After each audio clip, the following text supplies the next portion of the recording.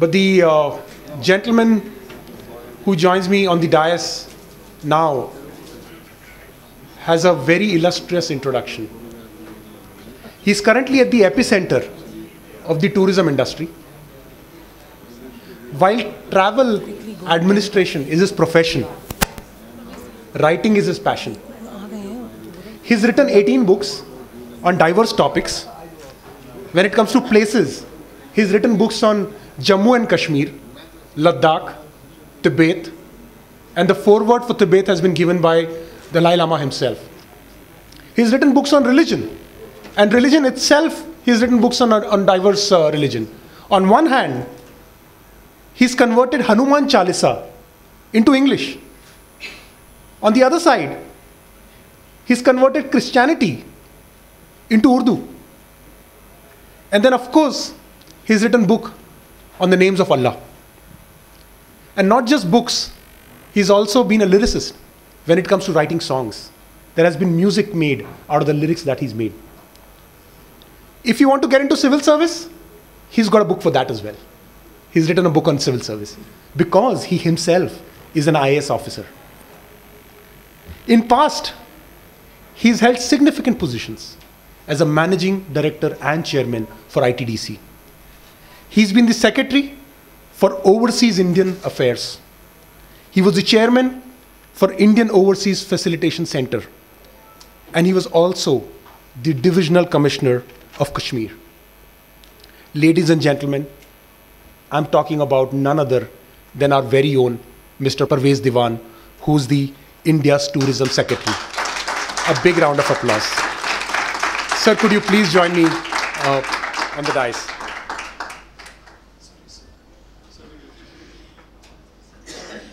Welcome, Mr. Dewan. Thank you. Really happy to have you here. I'll just take this.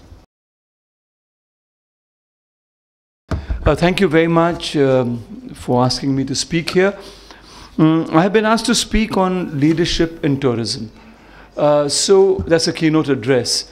Obviously, you're not supposed to go into ABC, what is leadership, but I think we should spend a minute or so on leadership.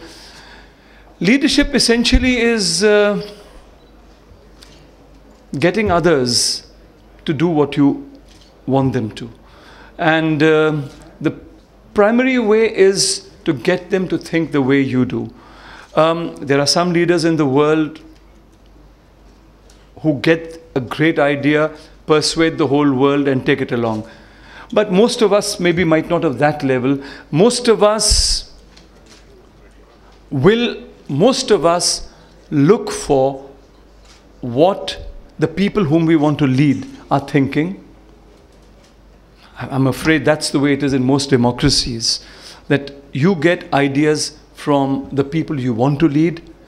And as I said, the whole idea is that you and the people you want to lead have to think the same way. Either the idea comes to you and you persuade people, take them along, make them think the way you want to, or you adopt their ideas and lead them that way. And I believe in most situations that rare leader who gets ideas on his own is very rare. Most of us have to take ideas from the ground and take the team along. So leadership in tourism really is that kind.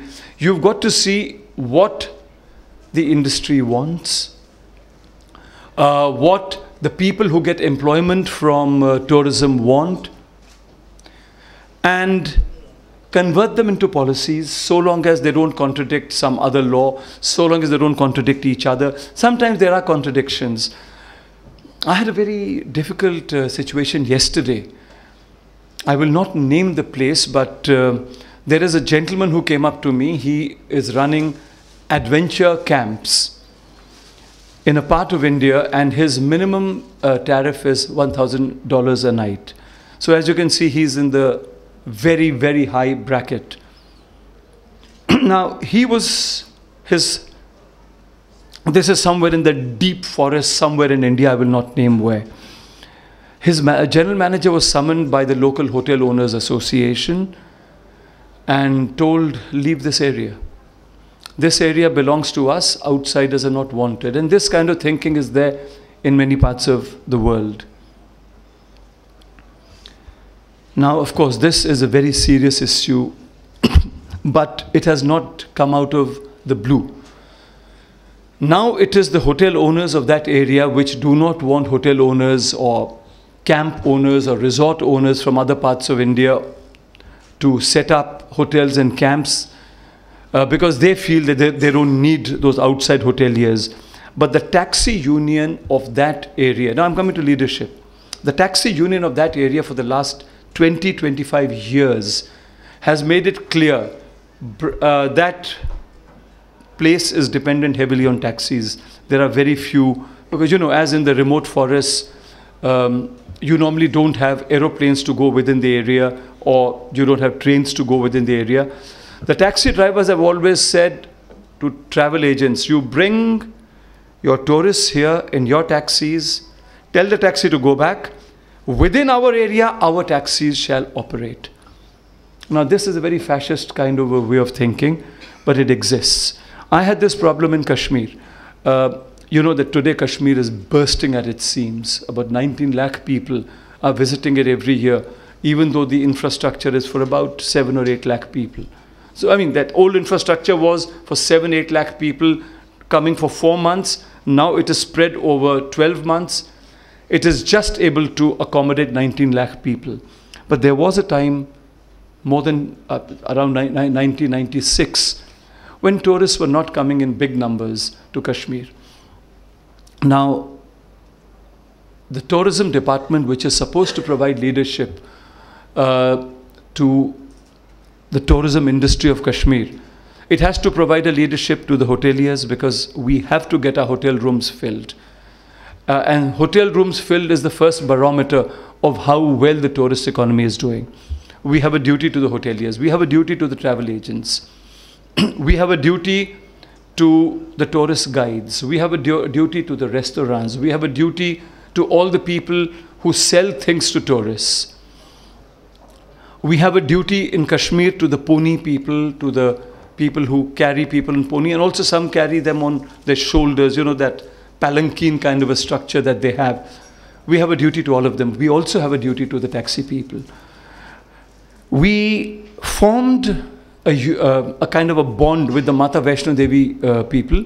When Kashmir tourism in 1996, of course, Kashmir tourism has been very good for the last 10, 15 years. But 1996, it wasn't. Sorry, 1990 to 95, it was zero. 1996, the revival began.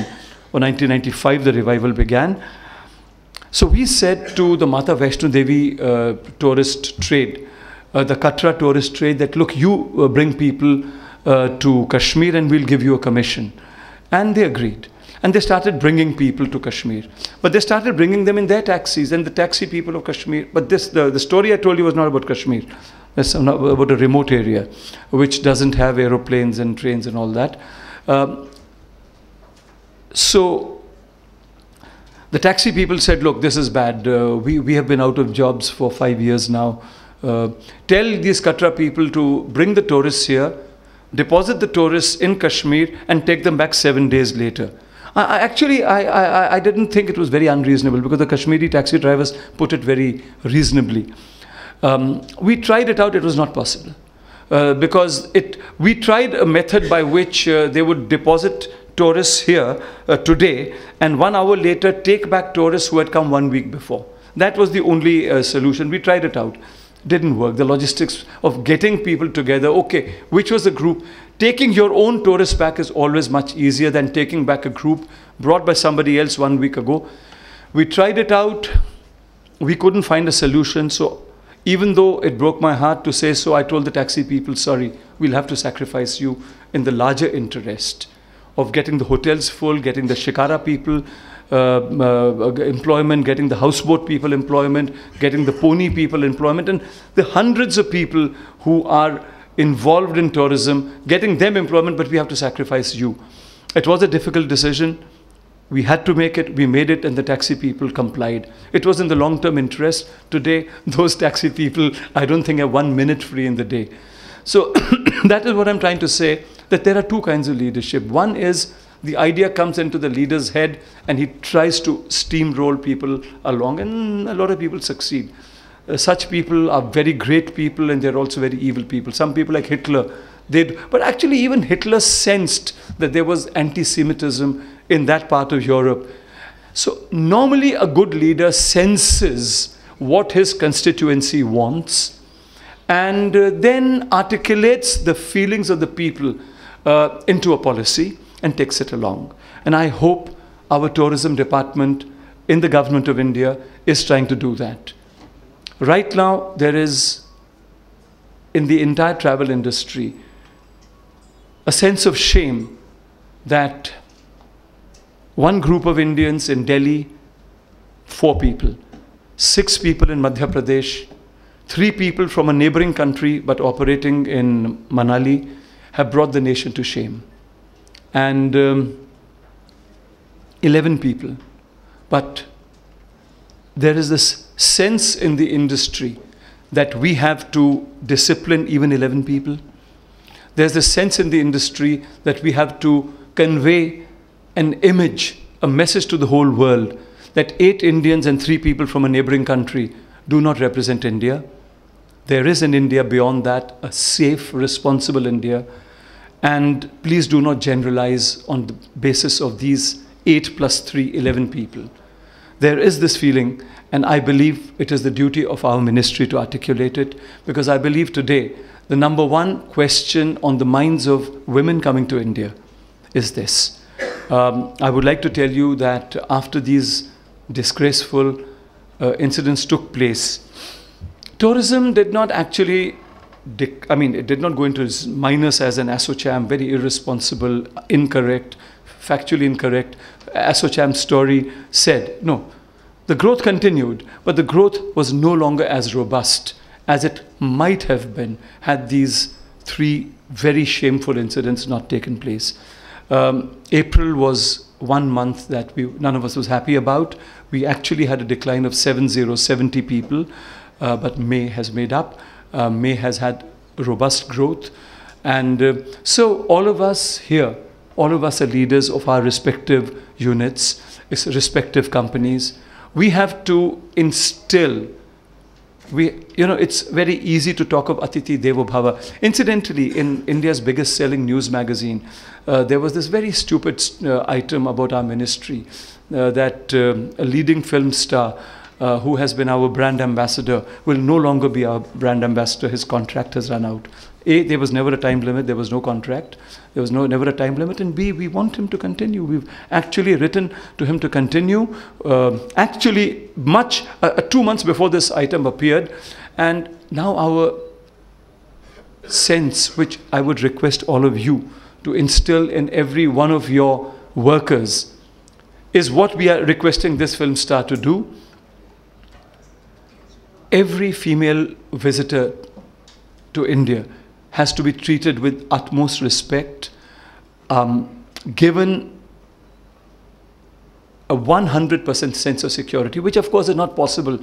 The 3 incidents that I have mentioned to, one took place on a deserted road on the outskirts of Delhi, one took place in Madhya Pradesh in a deep forest, but why shouldn't people be secure in deep forests? They are not, but they should be. And one took place at 1:15 in the morning, 1:15 at night. Morning means night. 1:15 a.m. On a deserted road in Manali. But each of you has this responsibility, which if you ask me for one leadership goal that I would like each of you to take back to your companies, to your employees, it is this: to instill in every visitor a sense of absolute security, female visitors in particular. All of us complain that, look at Thailand. Thailand, whenever we talk of hotel, okay, that's another thing in India. It's a very interesting thing. When hoteliers get together, they say, look at the airlines, look at how much they're charging. Atrocious. With these airfares, we'll never get tourists. But when we talk to the airlines, they say, look at your hotels. Look at the rates they are charging. Look at Thailand. Thailand is charging typically 40% less than India. Not only Thailand, that little belt, Malaysia. No, Malaysia is not 40% less than India. It's probably 55% less. So we always compare ourselves with that belt. We only think of the hotel rates there and the airplane rates there. And they say, why can't you have a visa on arrival regime like in Thailand? Well, those of you who are from the travel trade and who have been following what the ministry has been trying to do for you, you know that there have been major changes in the visa regime in the last 6 months. At the risk of repetition, let me repeat them. It began with the 60-day rule being removed, that within 60 days you cannot re-enter India. That rule was removed. Then you had the number of airports with visa on arrival is going up from 4 to 9. There was this very interesting rule that you had to pay your visa on arrival fee in rupees, which is not a currency traded outside. So how does a person get the rupees? So he would go beyond the visa counter to the bank counter there, change the money into rupees and come back and pay in rupees. Well, that's being done away with. You can pay by credit cards now, debit cards and credit cards. But the biggest change that's taken place is the group collective landing permit, which puts India, well, okay, let's put it this way. If there are any newspaper people here, please put your pencils down. The first year cannot, by definition, be very smooth. The second year will be the year of consolidation. In 2015-16, you are going to reap the benefits of this extremely revolutionary move that the government of India has undertaken, which puts it ahead of any country that you can think of. People from any country in the world except 6 countries which are on the previous reference list, I will not repeat which they are, you can guess which they are. One of them is a neighbor. So there are 6 or 7 countries. 2 of them are neighbors, and the other 4 you can guess. Except for those 6 countries, people from any country in the world, even China and Thailand, have not done this. China has said people from 60 countries, excluding India, can reach there and get a temporary landing permit. India has gone much beyond that. People from any country in the world can get a 60-day visa on arrival. We are not going to call it visa on arrival. We are calling it a collective landing permit because there are just 3 differences. One is you have to be in a group of 4 or more. Not a difficult thing, because all of you from the travel trade know that a lot of, I don't know, 60-something people travel in groups, in India at least, to India at least. The first is you have to be a group of 4. The second is something revolutionary for those of you who might be travel agents, tour operators, not tour operators or travel agents. I think very few. Mostly you're from the cruise industry. But those of you who are travel agents or tour operators, for the first time you have got statutory recognition in the Visa Manual of India. Your name has been mentioned in bold letters.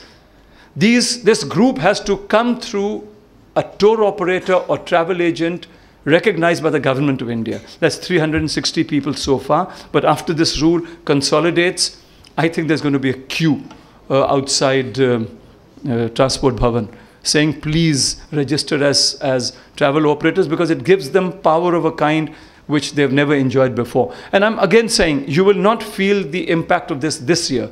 There are too many things to be, I mean, I've got a list of 21 things which have to be sorted out to implement this.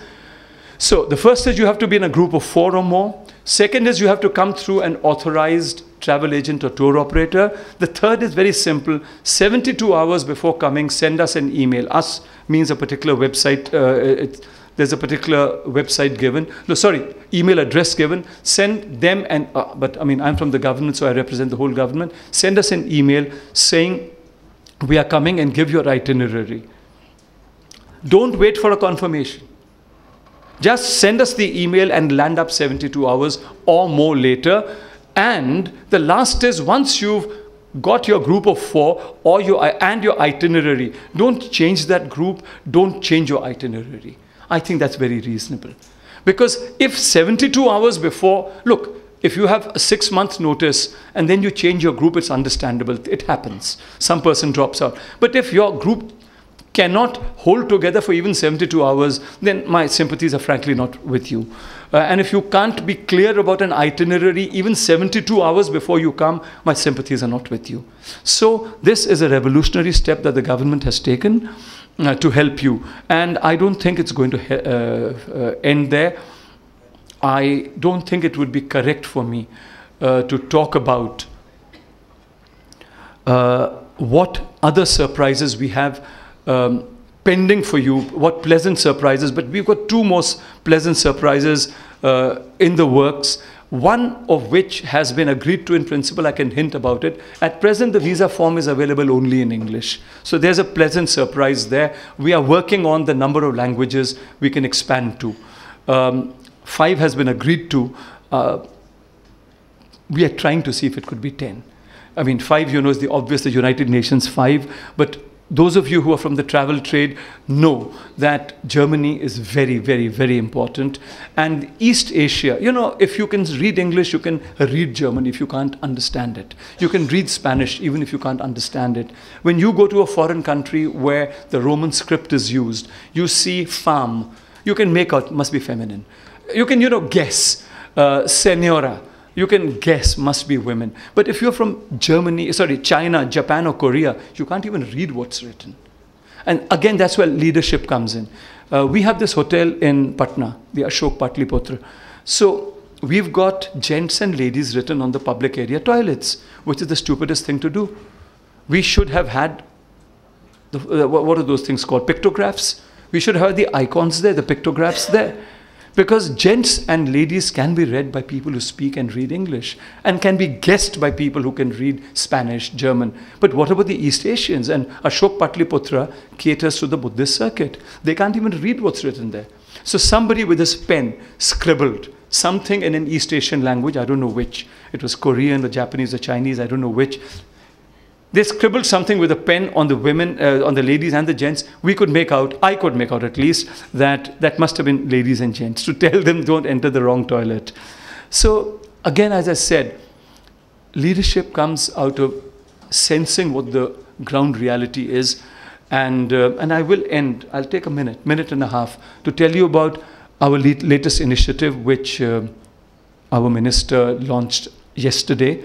Again, sensing, and I'm going to actually enunciate the ministry's vision to you. Again, sensing what the ground situation demands. As I said, you can be a Newton or an Einstein. The idea strikes you and then you persuade the world. The normal 99% of us, take Bill Gates. Bill Gates, at least for the first 20 years, invented nothing. He just sensed what the market wanted and did it. Maybe not even better, just more user-friendly. He did not invent either the operating system. There were operating systems even before he was there. He did not invent the Windows interface. Maybe Apple did. Actually, even Apple did not. Xerox had done that. So he didn't invent. He just sensed leadership. 99% of us see what the market wants and respond to it. And a good leader is who senses what the market wants much before others do. I won't say the market, because we in the government are not concerned about markets. We are concerned about serving people. And what does, in our opinion, I'm going to enunciate something. What is needed, number one, as I've said, is to instill in everybody coming from abroad, especially women, a sense of security. We are being asked questions like, what kind of dresses can I wear? Well, you know, in India, you can wear almost anything. If you go to a shopping mall, you can wear one kind of dresses. If you go to Chandni Chowk and Karol Bagh, we'd recommend you wear a different kind of dresses. Maybe not that even. Karol Bagh is quite hip now. But we would recommend, if you go to a religious place, wear a different kind. We are being asked this kind of question. It's making me feel that, I passed out of college in 1987, and I was at Cambridge, and we were all going out to different parts of the world for our vacations. And many girls were going to New York. And these things that are now called Nirbhaya devices, spray pepper, because in New York you had Bronx and Harlem, and when you, if a girl, the female students with us, when they wanted to go to New York, they all at Cambridge took lessons on self-defense. Okay, if a man attacks you, this is where you're going to kick him. This is how you're going to spray pepper into his eyes. This little lever, if you press, it's going to hit his solar plexus. Because of these three unfortunate incidents, I feel that we are becoming the Harlem and the Bronx of the new age, which is of course wrong. At least we had the sense to distinguish Greenwich Village from Bronx. We had the sense to say that if there's a problem in Harlem, there isn't a problem in Manhattan. I think all of you have to spread that message, that if there is a problem in a remote jungle of Madhya Pradesh or a remote road of Manali, that problem is not there in Saket. That problem is not there in Red Fort. My brother, who's an American citizen, his best friend's daughter is coming next month, and she's going to Leh. And her parents have told her, why don't you go straight to Leh and avoid Delhi? But then this is what all of you have to counter. We in the government are doing it. We put it on our website, we are doing it, but each of you has to counter. But now to come back to what is the second thing after, supposing this 3 very unfortunate events had not taken place, what would have been our goal? And the first goal is to reduce the off-season. I mean, the introduction to me was very generous. It concentrated on my literary side. But what I'd like to tell you is, I have invented 2 things which every one of you, those of you who are Indians, would have heard of. One of them is the Ladakh Festival. And the other is the Mata Vaishno Devi Ji All India Devotional Songs Competition, which was a reality show 2 years before American Idol had been invented. Forget Indian Idol and all that. This I introduced in 1994 or 1995. The thing that this, what is the intention of the Ladakh Festival? It has been chosen for September because the tourist season comes to an end around the 15th or 20th of August in Ladakh. So we have deliberately chosen a season extender to increase the on-season and reduce the off-season. The Mata Vaishno Devi Ji Festival is a similar season extender. It's an open-air reality show where it's like American Idol and Indian Idol, but it's funny that I'm comparing with them because we came much before they did. Over 9 days, in front of an audience of, which is now about 20,000. And now every religious channel vies with us for the television rights. Astha and Jagran and all these channels keep offering us good money. Look, this year give us the rights. The idea is to make people stay longer. So at the All India level, what are we doing? We have, day before yesterday, launched something. And that's what I'm trying to tell you, leadership. How did this leadership idea come? We are in constant touch with the Indian industry. And everybody knows that even 7 years ago, the season would be from roughly the 1st of October, maybe the 15th October to maybe the end of March. But today, all of you know that the season begins mid-September and continues till mid-April. How do we reduce even that? So we have, with the travel trade, with the hotel owners, with the travel operator, tour operators, and above all with the adventure tour operators, launched a strategy which is called 777 days, that's 2 years, of the Indian Himalayas. Now, what is the idea behind this? I have to spell out this vision and I'll end my address. The vision is very simple.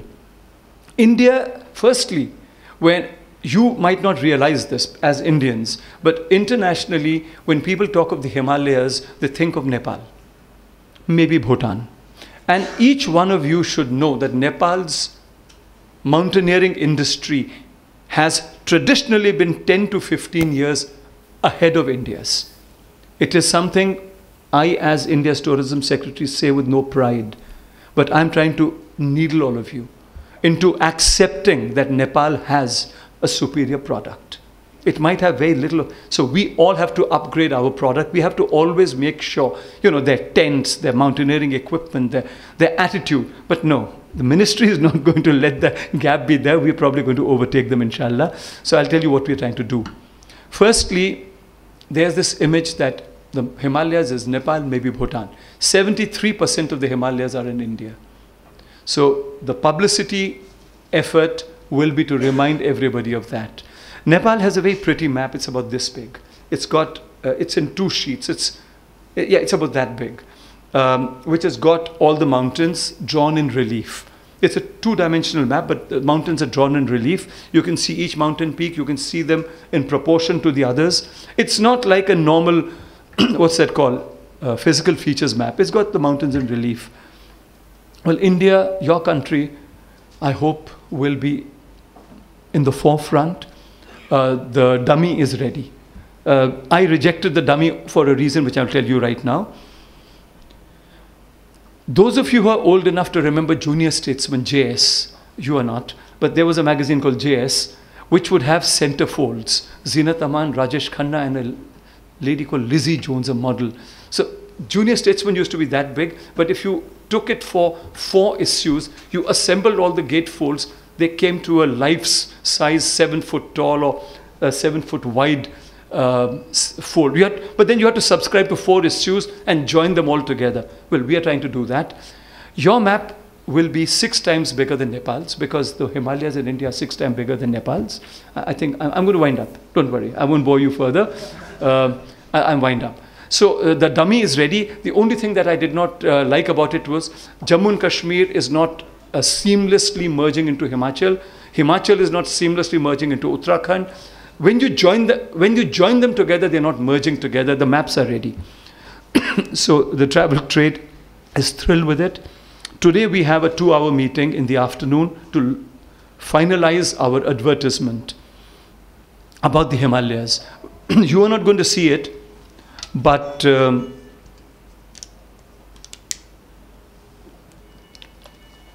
it's going to be aired abroad. It's going to show the Indian Himalayas in the following ways. Each of the 6 states in the Himalayas will get some publicity. Each activity is also going to get publicity. Look, you can ski here, you can go mountaineering, you can go trekking. But again, that's where leadership comes in. We as bureaucrats believe that, you should show trekking, mountaineering, this, that.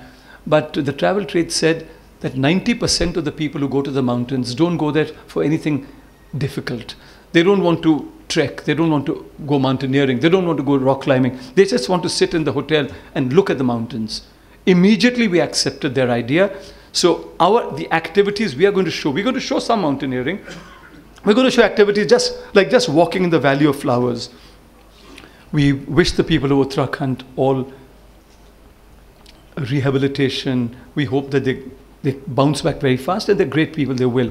So we are going to show things like just walking through a Valley of Flowers, which is not stressful or strenuous at all. We are also going to show things like, look, we've got great hotels there. If you want a $1,000 a night hotel, you'll get it. But if you want a 1,000 rupee a night hotel, you'll also get that. We've got these charming little cafes. We've got these charming monasteries. So we're doing the whole gamut. So this is what I wanted to tell you. That's our latest initiative. Now, what's the point of this initiative? Firstly, 6 Indian states get publicized, right? But more than that, if anybody has to go to Arunachal, he has to take or she has to take the Guwahati airport, right? So Guwahati benefits. The areas around Guwahati benefit. Calcutta, they have to take the Calcutta airport, Calcutta benefits. Bagdogra, you want to go to certain parts of India, you have to take the Bagdogra airport. You want to go to Kashmir, you take the Delhi airport. You want to go to Himachal, you take the Delhi airport. You take the Varanasi airport. So you understand what I'm trying to say. If you want to go to the hills. So what our plan is, if we are going to continue this campaign for 2 years, so that in 5 years, the Indian off-season. So this is what I'm now bringing down to, so that the Indian off-season, at least for North India. I know that South India will not benefit very much from this campaign. Maybe we'll try and do the Ootis and the Kunurs and the Kodaikanals as a spin-off from here. But the idea is to reduce the off-season, at least in North India, not only in the 6 Himalayan states, but also in the states which are the airports and the railheads of these states. So I think I've spoken more than I should have. If there are any questions, I'd be delighted to answer. No, I think, but Mr. Dewan, thank you very much. I think this message will, I think a big round of applause. Thank you. I think your message will travel a long way. Thank you. Because we have friends from the media and communication. Thank you. I'm going to change my holiday with my family based on your reassurance. Go to the Himalayas. Yes, of course. If you just stay back for... And in winter, go to the south.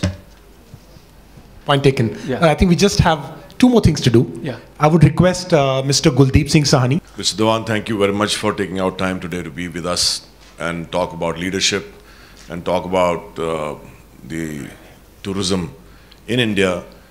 I am going to touch a point of outbound. That's my horizon.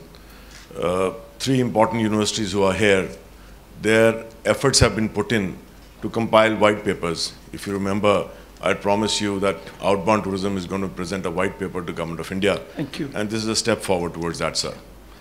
I really acknowledge the effort that you have put in. Although we don't know the kind of work that has gone in behind the scenes, but I know it is not a very simple job. It takes a lot of effort. Thank you very much for doing that. So the intention of this is that we are going to start our journey to look at how outbound tourism and inbound tourism goes hand in hand. Although the number right now is far, there's a gap there, but we just believe in one thing.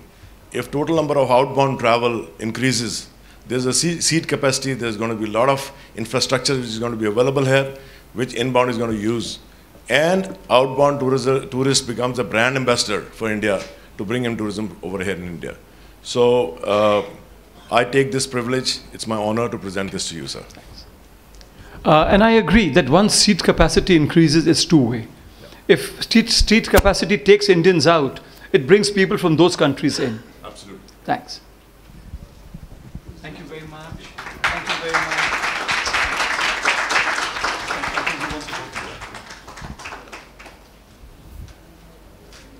Thank you.